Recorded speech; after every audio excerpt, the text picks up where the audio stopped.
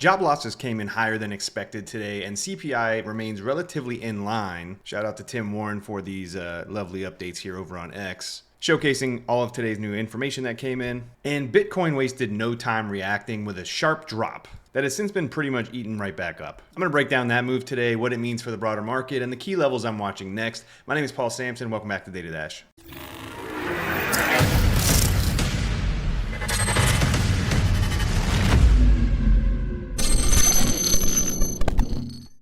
Before we move on, folks, I wanted to pause for a second because there was some pretty crazy news floating around this week. The Ledger CTO actually put out a warning about a potential large-scale hack in the JavaScript ecosystem. And that's not something that we necessarily see every day, and it's a reminder of just how fragile security can be in crypto when you're relying on software layers and wallets that weren't built for institutional-grade protection. And that is exactly why I've always respected what iTrust Capital is doing. They've built their platform around institutional-grade custody, which means crypto and precious metals aren't just stored, they're safeguarded at a level designed for serious investors. It's the type of protection that lets you focus on growing your portfolio instead of worrying about whether your assets are safe. If you're ready to get started, it's actually super simple. Just create an account using our link down below. Be sure to enter code DataDash8. That's DataDash8, and that'll give you $100 in funding to kickstart your investment journey. All right, with that all said, let's get back into the charts and talk about what's next for the market. All right, folks, so at the time of recording already, Bitcoin's pretty much recovering most of that drop already. It wasn't anything crazy, honestly. It was from about 114,500 down to 113,300. So a little bit over a $1,200 drop, about a 1% move. And realistically, coming from the eyes of a more local trader at times, right? Like if you're looking for like day trade moves and things like that, these CPI, PPI, all these data releases that happen around 8:30 a.m. Eastern are very interesting.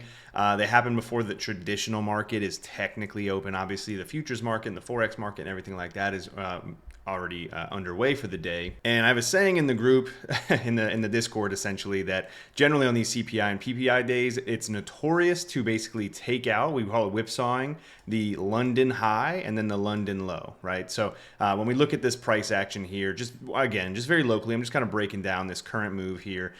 Anyone that's trading this in the futures market, Forex and everything, taking new long positions in this region here, right?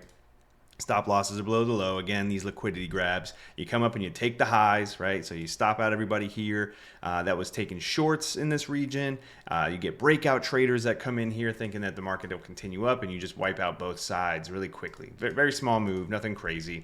And then again, each and every day we have multiple sessions. And when I mention sessions, I just talk about relative time frames essentially. So we have a previous day range essentially, or previous day information, previous week, previous month, right? We have all these bits of information and data points that we can utilize to work off of that start off on the very small time frames, and then it grows up into these larger areas. In yesterday's video, I covered how the August range, is something that we could look to basically all of the month of September, because essentially that's the following session, right? So in the time frame I'm looking at last month, the next session is this month. Before we start the New York session each and every day, as far as Forex trading or the trading day, essentially goes, beforehand, you have the London session. And then before that, even you have the Asia session, right? That starts off at 8 p.m. Eastern currently. Daylight savings has an effect on those. Currently, we're in the New York session as of 8 a.m. Eastern. Again, those PPI and CPI data releases come in right as soon as that begins. All the big boys get positioned for the day, right? As far as like a day trade would go. And essentially, you look for the same exact thing. We look for the move like we do on every day and week, where we take the previous low or the previous high. You can break that down even into sessionary data. So this was today's London session, basically right here. You just whipsawed both of them. Gives you the case for a short, the case for a long, so on and so forth, right? It's just very small movements here, scalper's paradise, all that good stuff. It really doesn't matter what the CPI or PPI information is. A lot of the times we get the same exact move. Could be great news and the market drops, right? We know that more than anything, that a lot of times we get this good news and then it seems like it hurts the market. It's just a technical setup, honestly, that happens time and time again, and especially on these CPI and PPI days. So as we wrap up the week, let's just kind of take a look here and see what we can anticipate. So for me, a weekly target again is still, this area up here. Really, it's for the month of September, but it is a really nice area to be targeting right around this 115, basically 115,000. Okay. As long as we are holding above the September pivot, which is the average of last month, on a closing basis, right? I think that that's the key here, because we could definitely come down. We have a new low set in place from yesterday, essentially. So we could very well come down and kind of take this low just kind of locally. But we'd want to see us holding above this region on the 4-hour time frame at least. And then, I think that we could very well still, get a move like this, still be relatively healthy for some more upside continuation here without getting too concerned that we're going to see, a full-on Bart Simpson reversal at this point. So key is really just hold this region to around this low area. Okay, like I'd say like 113,000. Let's hold above. And then overall looking for a continuation up if we're not going to already get it now. We are looking at now last week's range data here, okay? And essentially, again, what we've done here is we've now claimed last week's high, right, which is where we came up and tagged right here. Again, that's also our key level at the September pivot. So living above this region, another reason why looking to hold this area is key for more upside. We might actually come up to that 115 as we're doing this stream here. And again, reminder that this is our natural target now that we are back within the overall range here, right, that we've been highlighting basically the last 11 days here. So got into this area, bounce off the range low. You're going to naturally seek out your point of control, which again is the highest area of volume traded. It's untapped since we've closed off this section, so it makes it a little bit more of a key level here. It's basically, so yeah, remains to see 115 as our weekly target for this week. We will see how we get, any kind of reaction around this region. If we flip this, then I'd be looking for the next major area, which is just a simple range rotation now. We've also got a weekly NPOC, a volume target up at the upside there as well, so 118. And this is a really big level up in that area because, again, looking at our all-time high, if we just take a simple Fibonacci retracement to the low that we've put in, you can see that that's also our gold pocket area. So it's a really key region because, for me, I've been anticipating a push back from that 107, potentially up to the new all-time high. If we're going to see a really big area of resistance to even potentially see us come up and put in a lower high and actually get another leg down, it's going to come from right here. So what I say that for, again, nobody knows what the market is going to do, but we want to be able to identify key regions on the chart where Bitcoin is more probable to have certain pivots, right? Where we're going to see a potential slowdown or just be aware that that's an area where things could change up really quickly. And we all know how quickly things can change in this market. So if you have some, like for myself, you do whatever you want. But for myself, I have a long trade, a short-term long position that I opened up right at 107. More than likely, I would probably close it completely at 118, even though I lean with the idea that we would see a potential new all-time high.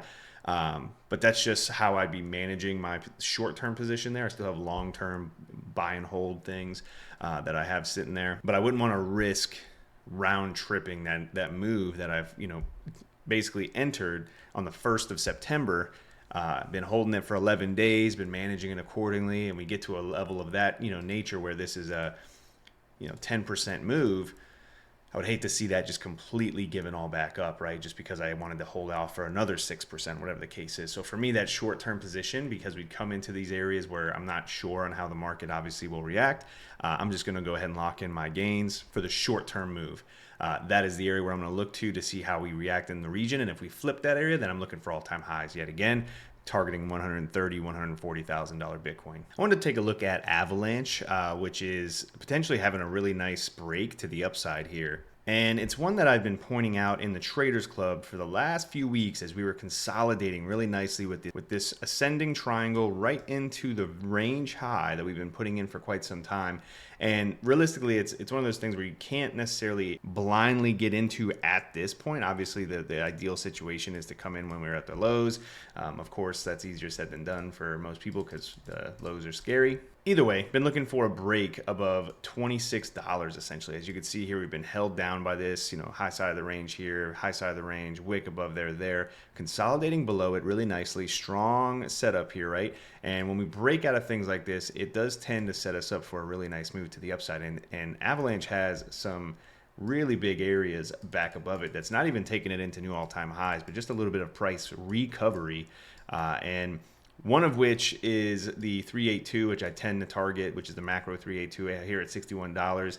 I would really draw attention to 54, but my eyes truly are up here about $98 on Avalanche. If things get moving, of course. I don't want to, aimlessly say, oh, hold on, no matter what for $98.